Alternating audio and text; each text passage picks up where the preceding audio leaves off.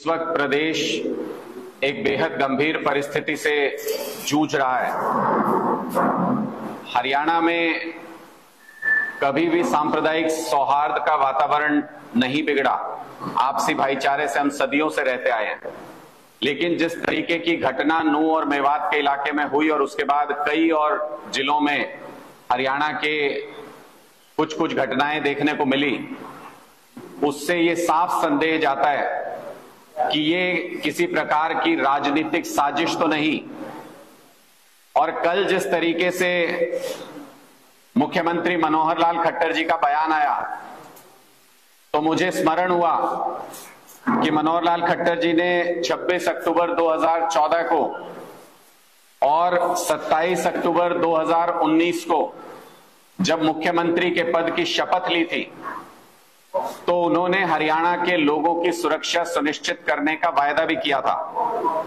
लेकिन आज संविधान की शपथ लेने वाले मुख्यमंत्री मनोहर लाल खट्टर जी कहते हैं कि हरियाणा के हर नागरिक को सुरक्षा नहीं दे सकते, हर नागरिक की सुरक्षा नहीं कर सकते। सबसे पहले तो मुख्यमंत्री जी का ये बयान संविधान की उनकी शपथ के खिलाफ, उनके पद की प्रतिष्ठा के खिलाफ और बहुत ही गैर जिम्मेदाराना बयान है। मुख्यमंत्री जी ने जिस तरीके से कहा कि प्रदेश के हर नागरिक की सुरक्षा पुलिस नहीं कर सकती है, यानी सरकार प्रदेश के हर नागरिक को सुरक्षा नहीं दे सकती है, इसका सीधा मतलब ये कि वो अपने पद पर बने रहने का नैतिक अधिकार खो चुके हैं। उनको तुरंत प्रभाव से अपने पद से इस्तीफा दे देना चाहिए। हम क्यों बार बार ये कह रहे हैं कि हरियाणा को धार्मिक या ये कहें सांप्रदायिक दंगों में फेंकने की एक सुनियोजित साजिश की जा रही है, उस तरफ धकेला जा रहा है पूरे प्रदेश को। ऐसी अगर कोई गतिविधि वहां पर होनी थी, जिसकी कि कल हमने देखा कैमरे पे इंटेलिजेंस के अधिकारी वहां के ये कह रहे हैं 10 दिन पहले इसकी सूचना दे दी थी कि यहां पर कुछ भी गलत हो सकता है, गड़बड़ हो सकती है। उसके बावजूद गृह मंत्री विज साहब कल ये कहते हैं कि सीआईडी की कोई पूर्व इंटेलिजेंस उनके पास नहीं थी। 2020 में सीआईडी के अधिकार को लेकर के मुख्यमंत्री और गृह मंत्री के बीच जिस तरीके का विवाद हुआ, वो पूरे प्रदेश ने देखा था। तो क्या ऐसी संभावना है कि सीआईडी मुख्यमंत्री को रिपोर्ट करती है और गृह मंत्री को सीआईडी की सूचनाएं नहीं दी जाती या नहीं दी गई? क्योंकि सीआईडी कह रही है कि हमने तो पूर्व सूचित किया था, गृह मंत्री कह रहे हैं हमारे पास ऐसी कोई सूचना नहीं थी। तो क्या सीआईडी सिर्फ मुख्यमंत्री के लिए, प्रदेश के मुख्यमंत्री के लिए काम करती है और उनकी सूचनाएं जो कि गंभीर श्रेणी में आती हैं, उनको गृह मंत्री के साथ और पुलिस विभाग के साथ समय रहते साझा नहीं किया गया, जिसकी वजह से इतना बड़ा हादसा हुआ, इतनी बड़ी घटना हुई और जिसकी वजह से प्रदेश का माहौल बिगड़ा। दूसरा, मुख्यमंत्री जी को सीआईडी रिपोर्ट करती है और ये सूचना गृह मंत्री के पास नहीं गई है, तो पहली बात। दूसरी बात कि उसी समय सैकड़ों नूंह जिले के पुलिसकर्मी, उनको नूंह जिले से निकाल करके, जबकि ऐसी कोई संवेदनशील अगर परिस्थिति होती है तो बाकी जिलों की फोर्स को भी डिप्लॉय किया जाता है जहां पर ये यात्रा हो रही थी या जहां पर भी इस तरीके की घटना का अंदेशा था। लेकिन उसके बावजूद नूंह जिले के सैकड़ों पुलिसकर्मियों को वहां से निकाल के मुख्यमंत्री जी ने अपनी सुरक्षा में दूसरे जिले में बुला लिया। ऐसा क्यों किया गया? तीसरी बात जो संदेह की तरफ इशारा करती है कि ऐसी कोई संवेदनशील परिस्थिति होती है तो सीनियर अधिकारियों को छुट्टी दी नहीं जाती, और अगर छुट्टी पर हो तो उनकी छुट्टी तुरंत प्रभाव से कैंसिल कर दी जाती है। लेकिन नूंह के पुलिस अधीक्षक जिस दिन ये पूरा घटनाक्रम हुआ उस दिन छुट्टी पर थे। ऐसी संवेदनशील परिस्थिति में जब पहले से इंटेलिजेंस का इनपुट था, पुलिस अधीक्षक की छुट्टी सरकार ने क्यों मंजूर की? चौथी बड़ी बात, उप मुख्यमंत्री कहते हैं कि यात्रा के जो आयोजक हैं उन्होंने सही जानकारी नहीं दी, जिसकी वजह से हो सकता है कि मिस कैलकुलेशन पुलिस की तरफ से हुआ। यात्रा को भारतीय जनता पार्टी की जिला अध्यक्ष गुड़गांव से हरी झंडी दिखाकर रवाना करती हैं। उस पार्टी की नेता जो आज के दिन में प्रदेश में सत्ता में है, उनकी बहुत महत्वपूर्ण जिम्मेदारी थी कि सही सूचना पुलिस के पास दी गई तो क्यों नहीं दी गई, ये भी संदेह उत्पन्न होता है।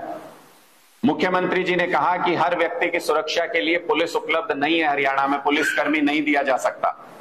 तो हम मुख्यमंत्री जी से सवाल पूछना चाहते हैं कि सिपाही से लेकर इंस्पेक्टर तक 75,186 स्वीकृत पदों में से इस वक्त सिर्फ 49,808 पद भरे हैं। 25,000 से ज्यादा पद इस वक्त पुलिस विभाग में हरियाणा के अंदर खाली हैं। क्या मुख्यमंत्री इसकी जिम्मेदारी लेंगे कि उनकी वजह से, पुलिस फोर्स की कमी की वजह से हरियाणा प्रदेश में बार बार कानून व्यवस्था की स्थिति उत्पन्न होती है? क्या मुख्यमंत्री जी इसका संज्ञान लेते हुए, नैतिक जिम्मेदारी लेते हुए अपने पद से इस्तीफा देंगे? क्योंकि प्रदेश में नौकरी देना नहीं देना ये तो सरकार की जिम्मेदारी है, और ये सारी गंभीर स्थिति उत्पन्न होती है अगर पुलिस की कमी की वजह से। तो साफ नजर आता है कि मुख्यमंत्री मनोहर लाल खट्टर जी, गृह मंत्री अनिल विज जी समेत पूरी सरकार इस परिस्थिति को कंट्रोल करने में, लॉ एंड ऑर्डर को मेंटेन करने में पूरी तरह से नाकाम साबित हुई है। इसलिए तुरंत प्रभाव से मुख्यमंत्री और गृह मंत्री को अपने पद से इस्तीफा दे देना चाहिए, और जो सक्षम लोग सरकार चला सकते हैं उन्हें मौका दिया जाना चाहिए। ये स्पष्ट तौर पे इसको आप कहें कि एक सोची समझी रणनीति के तहत एक एक्सपेरिमेंट करने की कोशिश की गई है, तो ये गलत नहीं होगा। भारतीय जनता पार्टी की सरकार है, केंद्र में भारतीय जनता पार्टी की सरकार है। कोई कुछ नहीं बोला, मणिपुर के मुद्दे पर भी ऐसे ही हिंसा को होने दिया गया, किसी ने ध्यान नहीं दिया। इसी तरह से हरियाणा को भी सांप्रदायिक दंगों की आग में झोंकने की एक सुनियोजित साजिश रची गई, और सरकार सही वक्त पर मुंह मोड़ के खड़ी हो गई। पुलिस की ड्यूटी जिले से बाहर लगा दी गई, पुलिस अधीक्षक को छुट्टी दे दी गई, इंटेलिजेंस की इनपुट साझा नहीं की गई एक दूसरे के साथ, और सही जानकारी के कितने लोग वहां पर हो सकते हैं वो दी नहीं गई। ये सारी चीजें इस तरफ इशारा करती हैं कि सरकार ने इस हिंसा की तरफ से मुंह मोड़ लिया, और उसके बाद अब मुख्यमंत्री गैर जिम्मेदाराना बयान देते हैं कि पुलिस नहीं है हर व्यक्ति को सुरक्षा उपलब्ध कराने के लिए।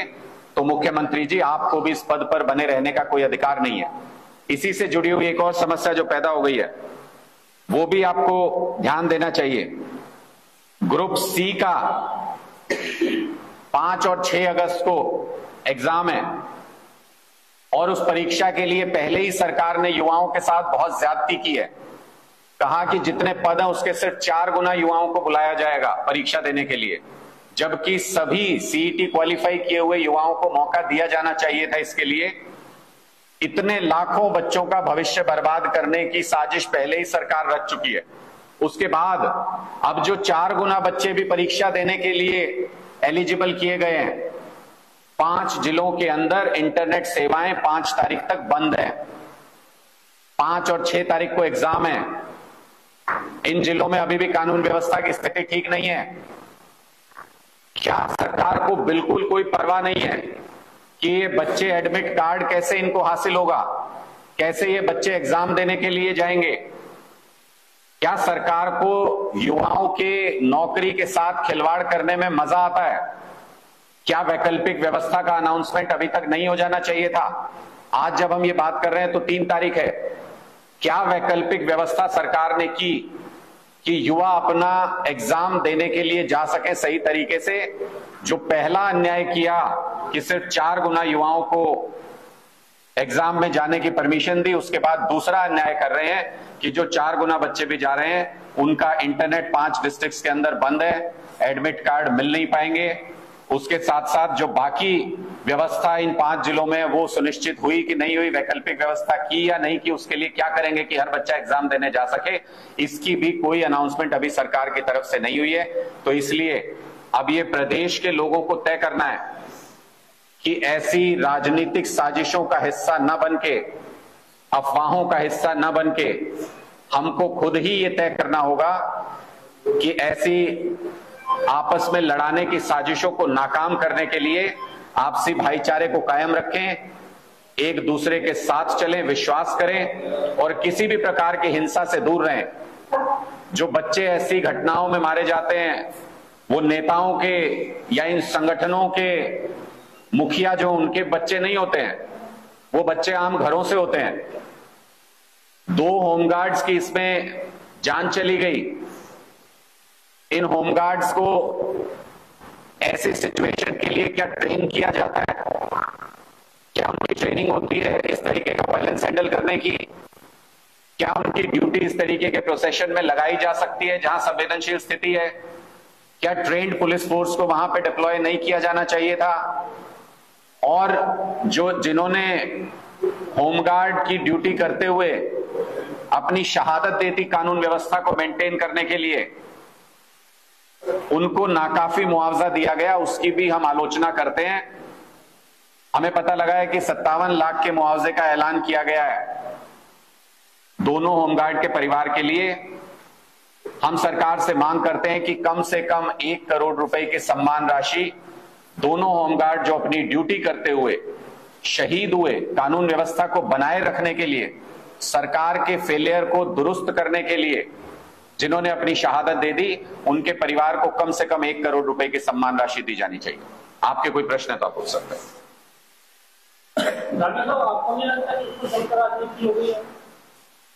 मुझे लगता है कि ऐसे मुद्दों को जनता को समझने की बहुत जरूरत है और इन पर एक व्यापक चर्चा होनी चाहिए। इन पर व्यापक चर्चा इसलिए होनी चाहिए कि ये महज इत्तेफाक नहीं हो सकता कि संवेदनशीलता का अंदाजा होने के बावजूद पुलिस अधीक्षक को जिले से छुट्टी दे दी जाती है उस दिन। ये महज इत्तेफाक नहीं हो सकता कि पूर्व सूचना होने के बावजूद, इनपुट होने के बावजूद बाकी जिलों की पुलिस फोर्स को वहां डिप्लॉय करने की बजाय वहां के भी सैकड़ों पुलिस कर्मचारियों को वीआईपी ड्यूटी के लिए जिले से बाहर बुला लिया जाता है।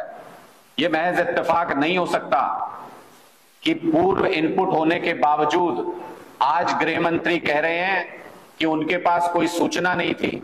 ये जो सीआईडी के कमान को लेकर के मुख्यमंत्री और गृह मंत्री के बीच में टकराव है जो 2020 से चला आ रहा है, उसका नतीजा पूरे प्रदेश को भुगतना पड़े, ये सही नहीं है। इसके लिए सरकार को अपनी जिम्मेदारी मानते हुए और उससे भी ज्यादा गैर जिम्मेदाराना जब मुख्यमंत्री ये कहते हैं कि मैं सुरक्षा प्रदान नहीं कर सकता, प्रदेश के हर व्यक्ति के लिए पुलिस नहीं लगा सकता, तो फिर उनको पद पर बने रहने का कोई भी नैतिक अधिकार नहीं है। इस मुद्दे को राजनीति से हट के देखना चाहिए और मुख्यमंत्री जी को तुरंत कुर्सी छोड़ करके किसी दूसरे व्यक्ति को स्थान देना चाहिए जो हरियाणा के लोगों को सुरक्षा प्रदान कर सके।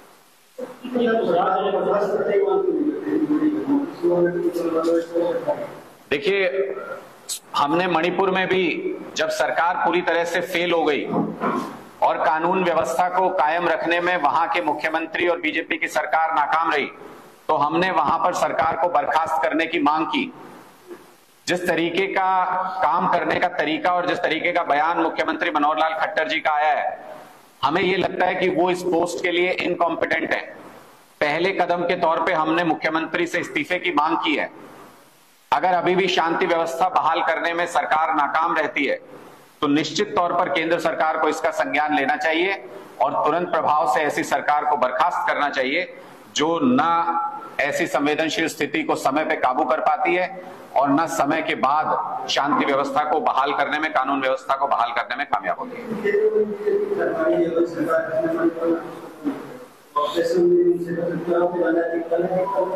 हम तो कह ही रहे हैं लगातार, मैं यही बात कह रहा हूं कि पहले मणिपुर में ये एक्सपेरिमेंट किया गया, उसके बाद हरियाणा के अंदर ये एक्सपेरिमेंट किया गया और इसमें कहीं कोई संदेह नहीं है कि ये एक बड़ी राजनीतिक साजिश हो सकती है, क्योंकि भारतीय जनता पार्टी पूरे देश के अंदर अपना जनाधार खोती जा रही है। लोगों का विश्वास भारतीय जनता पार्टी के ऊपर से उठ चुका है और जिस तरीके से प्रदेश सरकारें कानून व्यवस्था की तरफ से मुंह मोड़ लेती हैं, हिंसा की स्थिति बनती है और केंद्र सरकार चुप्पी साध लेती है इन सब घटनाओं पर, तो हमें तो ऐसा ही प्रतीत होता है कि नीचे से ऊपर तक मिल करके एक राजनीतिक षड्यंत्र करके समाज के अंदर दरार पैदा करने की कोशिश की जा रही है, ताकि अंग्रेजों के सिद्धांत फूट डालो राज करो की तरह भाजपा सरकार भी देश और प्रदेश पर राज करती रह सके। दिल्ली में गांगोई में दंगा हुआ, उसके बारे में देखिए, कल भी वो तस्वीरें सामने आई थी कि जिस तरीके से थाने के सामने खड़े होकर के कल भी आग लगा देने या हिंसा करने की जो बातें कही गई, नांगलोई पुलिस थाने के सामने खड़े होकर के, वो भी दिल्ली पुलिस के ऊपर और केंद्र सरकार के ऊपर सीधा प्रश्न चिन्ह खड़ा करती है।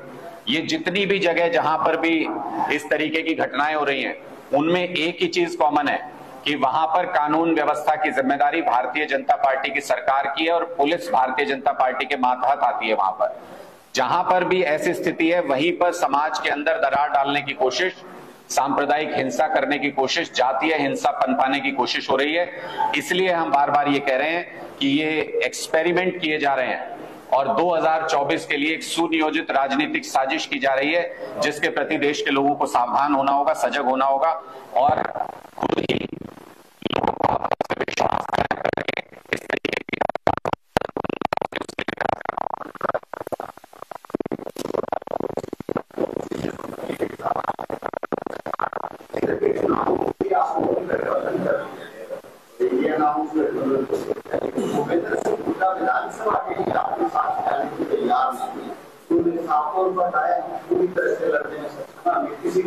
देखिए, मैंने पहले भी कई बार इस पर स्पष्ट किया है कि जो इंडिया 26 पार्टियों का गठबंधन बना है, वो लोकतंत्र की रक्षा के लिए बना है। दिल्ली में एक अध्यादेश के जरिए दिल्ली की चुनी हुई सरकार के अधिकारों को छीनने का प्रयास किया गया। उसके खिलाफ सभी पार्टियों ने यह कहा कि ये लोकतंत्र विरोधी है और हम सभी पार्टियां एक मंच पर आकर के इस अध्यादेश का, इस बिल का विरोध करेंगे अगर इसको सदन में लाया जाता है, और अभी हो भी रहा है पार्लियामेंट के अंदर। वो अभी इसका आगे क्या राजनीतिक रूप होगा, लोकसभा चुनाव के लिए क्या गठबंधन होगा, क्या स्वरूप होगा, सीट शेयरिंग होगी नहीं होगी, कौन किसके साथ करेगा, ये सभी भविष्य की बातें हैं। अभी इसके बारे में कोई स्पष्ट रूप से बातचीत नहीं हुई है। जब इस बारे में बातचीत होगी तो आपके साथ भी उस गतिविधि को साझा किया जाएगा। देखिए, मैं आपको यही कह रहा हूं कि अभी तक की जो स्थिति है, देश में लोकतंत्र को बचाने के लिए सभी पार्टियां एक मंच पर आई हैं, एक विचार बना है सभी पार्टियों का। इसमें आगे जैसे जैसे चर्चा होती रहेगी, आप सभी के साथ समय समय पर वो जरूर साझा करेंगे। अभी इस बारे में कोई अपडेट, इस तरीके की कोई जानकारी मेरे पास नहीं है कि ऐसा कोई सीटों का शेयरिंग या कोई गठबंधन हुआ है। अभी तक एक विचार के रूप में सभी लोग एकजुट हुए हैं। आगे इस पे चर्चा होगी, बहुत वृहद चर्चा होगी, देश भर में देशव्यापी चर्चा होगी और जो भी उसका निष्कर्ष निकलेगा आपके साथ जरूर साझा करेंगे। आज की स्थिति के हिसाब से आम आदमी पार्टी हरियाणा में अपने संगठन का अनाउंसमेंट कर चुकी है। पूरी ताकत से सभी विधानसभा सीटों पर, सभी लोकसभा सीटों पर चुनाव लड़ने की तैयारी कर रहे हैं और प्रदेश में जिस तरीके के हालात भारतीय जनता पार्टी पैदा करने की कोशिश कर रही है, उस दरार को भरने का काम भी आम आदमी पार्टी के कार्यकर्ता जमीन पर, गली गली जाकर, गांव गांव जाकर करेंगे। लोगों के बीच आपसी प्यार, आपसी सौहार्द बना रहे, ये कोशिश भी आम आदमी पार्टी के तमाम कार्यकर्ता लोगों के बीच जाकर के उनको ये राजनीतिक साजिश समझा करके करते रहेंगे।